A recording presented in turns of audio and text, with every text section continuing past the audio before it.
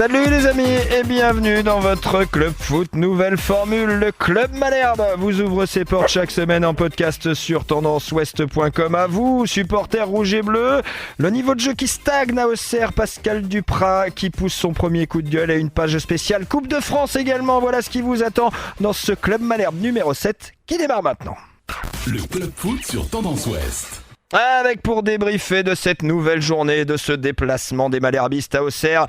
C'est un plaisir que de le recevoir pour la première fois cette saison dans ce Club Malherbe. Il est de RMC Sport, vous connaissez parfaitement sa voix et son style. Salut Christophe Lécuyer. C'est un plaisir partagé. Salut Sylvain, bonjour à tous. Et lui, vous en avez l'habitude, il est là chaque semaine pour envoyer son venin, notamment sur Pascal Duprat. C'est Julien Mailleux de ce foot. Salut Julien. Salut Sylvain, salut. Messieurs, bon, on va pas se cacher. À Auxerre, à la Baie des Champs, vendredi soir. Tout petit match nul, mais tout petit dans tous les sens du terme. Julien Mailleux, c'est à vous. Est-ce qu'on pourrait pas parler plutôt de Liverpool City Non, ça va pas être possible. C'est pas encore le club Liverpool. Alors non, c'était un match encore une fois très très décevant.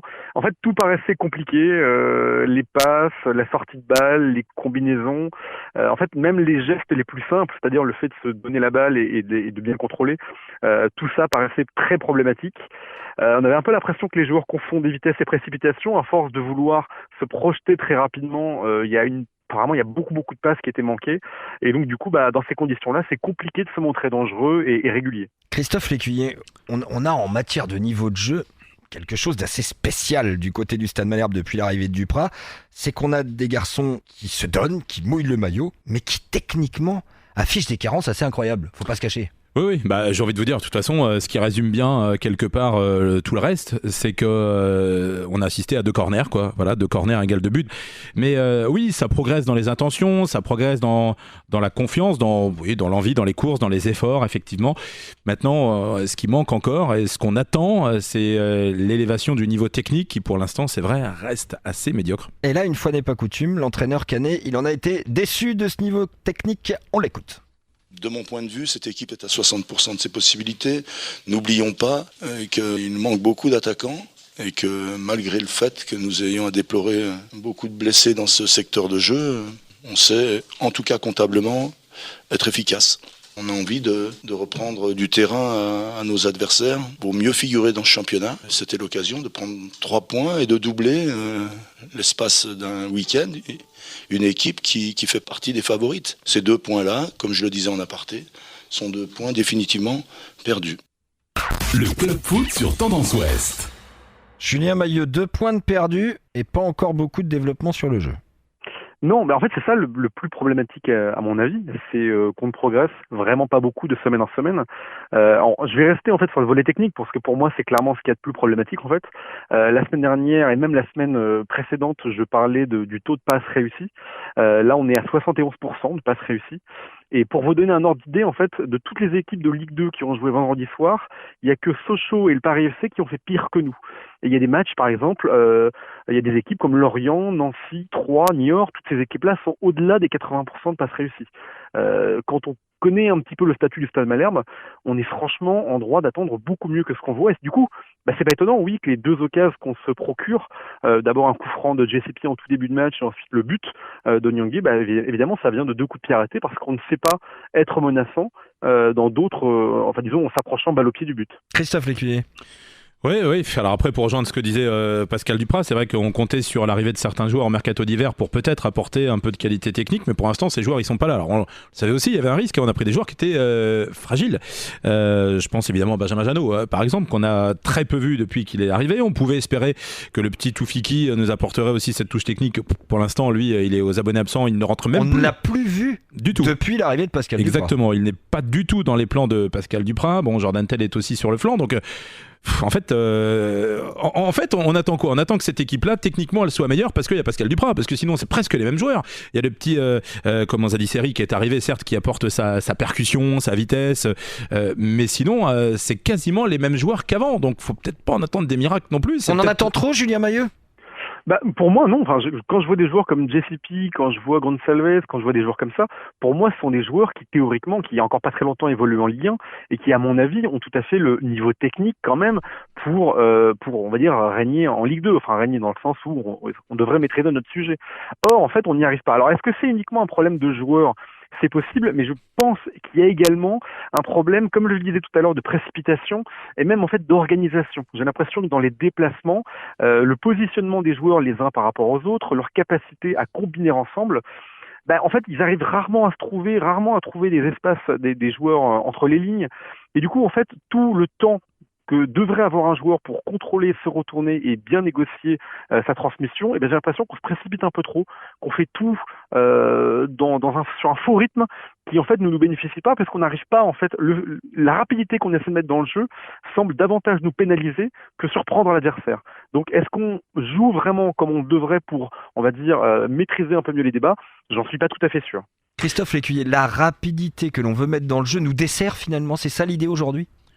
Ouais, c'est difficile à dire. Après, je pense aussi que, allez, pour donner quand même du crédit à Pascal Duprat, quand il est arrivé, il a bien dit, voilà, va falloir un peu de temps aussi parce qu'il faut désapprendre pour réapprendre. C'est ce que l'on disait la semaine dernière dans cette même émission. Pour l'instant, le plan de Pascal Duprat, c'est confiance, c'est ça. Force athlétique, résistance à l'effort, envie d'aller faire des efforts, et c'est tout. Sauf que là, il est quand même légèrement agacé. Oui, parce qu'il est comme nous, il voit le temps qui passe et il attend forcément du mieux. Quelque part, ça nous rassure qu'il attende aussi du mieux. S'il disait que c'était parfait, on pourrait penser qu'il n'est pas très exigeant. Donc voilà, il faut apprendre un nouveau système. Il a fallu aussi digérer quand même les efforts sur le plan athlétique et physique qu'il a demandé aux joueurs lorsqu'il est arrivé. Appréhender un nouveau système qui convient certes, c'est vrai, mieux à l'équipe. Mais maintenant qu'on a assimilé tout ça, évidemment, ce qu'on espère, c'est... On a les résultats, c'est peut-être beaucoup dire, mais déjà on ne perd plus.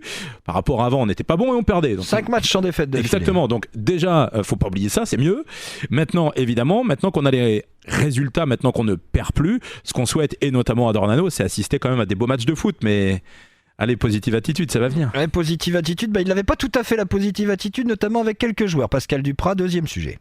Le Club Foot sur Tendance Ouest. Alors comme depuis son arrivée dans les couloirs du stade Michel Dornano, Pascal Duprat est un exubérant, est un homme entier qui dit quand c'est bien et qui dit quand c'est pas bien aussi, mais qui le dit de la même manière. Les filtres n'existent pas. Allez, juste pour le plaisir, on s'écoute ça.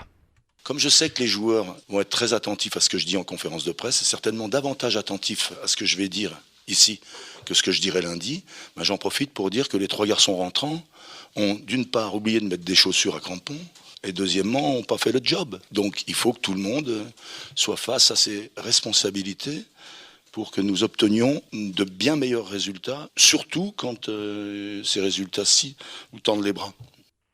Le Club Foot sur Tendance Ouest. Julien Mailleux, je vous fais la passe décisive. Vous allez être très heureux de la recevoir, celle-là. Oui. Ah oui, en effet, alors autant j'ai quelques choses à redire sur la façon dont on joue au foot, mais il faut quand même reconnaître à Pascal Duprat que le Stade Malherbe revit depuis qu'il est là, et ça on ne pourra pas lui retirer. Autant, oui, moi en termes de communication, j'avoue que j'ai beaucoup de mal avec ce genre de sortie. D'abord parce que j'ai pas l'impression qu'en fait le résultat nous tendait les bras. Clairement pour moi, si une des deux équipes devait s'imposer, c'est bien davantage la JOC. D'ailleurs, ils ont 2 fois plus de tirs que nous, donc il n'y a pas de doute à avoir à ce sujet. Il parle même pas, on va dire, d'un secteur de jeu qui a été défaillant. Il nomme carrément 3 joueurs, en l'occurrence les 3 qui sont rentrés en jeu et dont il est vrai qu'ils n'ont pas été très performants. Je comprends pas tellement l'intérêt des les autres, messieurs, je sais pas votre avis, je vous le demande.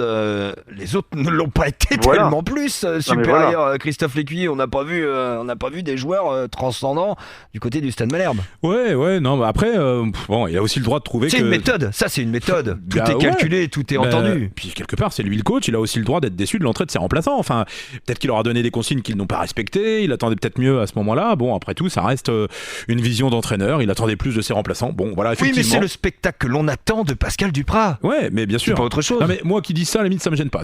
Allez, je vais le dire comme ça sera fait. Moi, ça se passe plutôt bien avec les joueurs, et ça, c'est important de le savoir aussi. Les joueurs adhèrent. moi j'aime bien Pascal Duprat, j'aime bien l'entraîneur, j'aime plutôt bien l'homme depuis qu'il est arrivé, dans ce qu'il déclare, dans ce qu'il fait, dans ce qu'il dit, etc. Allez, le seul petit truc qui pourrait s'épargner de temps en temps, c'est l'ironie dont il fait preuve quand on lui pose une question. Voilà, c'est un peu dérangeant, c'est un peu fatigant parce que c'est pas la première fois. Bon, il l'a dit mais une c'est fois. le spectacle. Voilà. Ouais, mais Ça bon, c'est pas utile non plus. Alors là, c'était un confrère de la télévision qui l'a interrogé à la fin du match où il lui dit ben non, enfin, vous avez rien compris parce que je viens tout juste de vous expliquer tout l'inverse depuis une minute.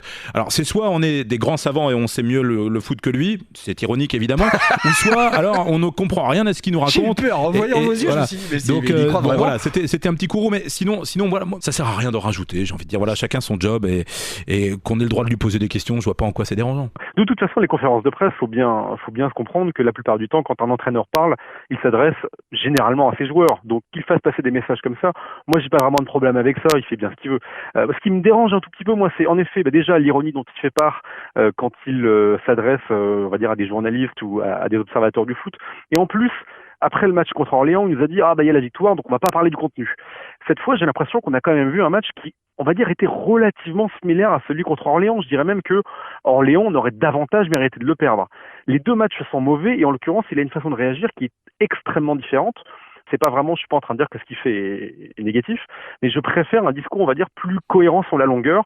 Pour moi, il y a des problèmes de contenu qui se sont répétés d'un match à l'autre, et je pense qu'il aurait été, à mon avis, plus sain, plus cohérent de tenir le même discours.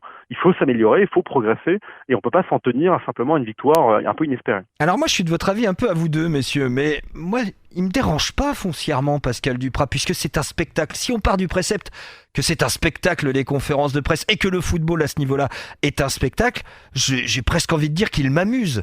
Moi, ce qui m'amuse un petit peu moins, c'est que si jamais l'affaire va un peu moins bien en termes de résultats, parce que c'est ça qui le tient aujourd'hui, ce sont les résultats, je pense qu'il se peut qu'il se retranche derrière un autre discours au moment où ça ira moins bien. Moi, c'est pour ça que je veux laisser vraiment carte blanche, j'ai envie de dire, à ce qu'il peut dire, à ce qu'il peut faire, parce que ça fait partie du spectacle, parce que c'est aussi de cela que vit le football à ce niveau-là, à condition que l'on soit cohérent dans la durée, et c'est là où je vous rejoins, Julien, c'est un peu vous deux. J'attends de voir dans la durée l'étendue des propos tenus, et surtout s'il est capable de dire un jour, cette défaite-là, elle est pour moi, cette série-là, c'est de ma faute, j'ai mal géré quelque chose. Parce que pour le moment, j'ai pas entendu Pascal Duprat, je sais pas vous messieurs, mais prendre pour lui un mauvais plan, une mauvaise sortie, un mauvais enchaînement ou un mauvais résultat comme a pu être celui de vendredi soir. Oui, je crois qu'il l'a fait une fois. Je crois qu'il l'a fait une fois après le premier résultat nul, qu'il avait dit que c'était aussi de sa faute. Bah forcément, c'était contre Châteauroux, il venait d'arriver. Oui, rien de plus facile. Si je peux me permettre, voilà. il a beaucoup insisté quand il est arrivé sur la confiance. Il faut être sûr de nous. Donc il se devait aussi de montrer l'exemple. Si lui il commence à douter, à dire je me suis peut-être trompé, peut-être que finalement je sais pas trop. C'est ça. Donc oui, évidemment, il a la positive attitude. Il veut marquer sa certitude. Bien sûr. Donc pour l'instant, à ce niveau-là, en tous les cas, il est plutôt cohérent. Oui. Il montre qu'il est sûr de lui. Il affirme ses choses, il les assume complètement. Bon, voilà, c'est sa façon de faire. C'est la patte Duprat. Mais c'est la patte Duprat, ouais, c'est une patte qui est plutôt... Allez, on va pas se mentir non plus, hein. C'est plutôt une bonne patte pour nous les journalistes à commenter chaque week-end ce qu'il peut raconter. Parce qu'à chaque fois, il y a un peu de matière, quoi. Ouais, bon après, ça nous est pas encore arrivé, Sylvain, mais quand vous vous faites ratamer publiquement au micro devant la télé... ça nous arrivera parce qu'il écoutera forcément ou fera écouter l'émission, donc quand ça arrive nous aux arrivera. petits copains, ça nous fait marrer. Quand ça nous arrive à nous-mêmes, c'est un peu moins drôle parfois, mais bon. Ça fait partie du show, on en a pris d'autres, hein. On en a pris d'autres par d'autres avant eux. Hein. Messieurs, troisième sujet, on va aller non pas sur la Coupe de France parce qu'on va attendre un petit peu, mais sur Le Mans et Guingamp. Je vais vous interroger sur les deux matchs qui viennent pour le Stade Malherbe en championnat. Le Club Foot sur Tendance Ouest.